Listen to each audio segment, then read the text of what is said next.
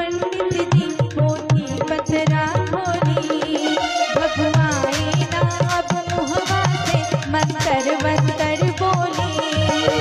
खुलिया जे आंगन में राउर सारा मोल, देख सब बाजे की फूटी राउर ढोल, सावन के तिलक।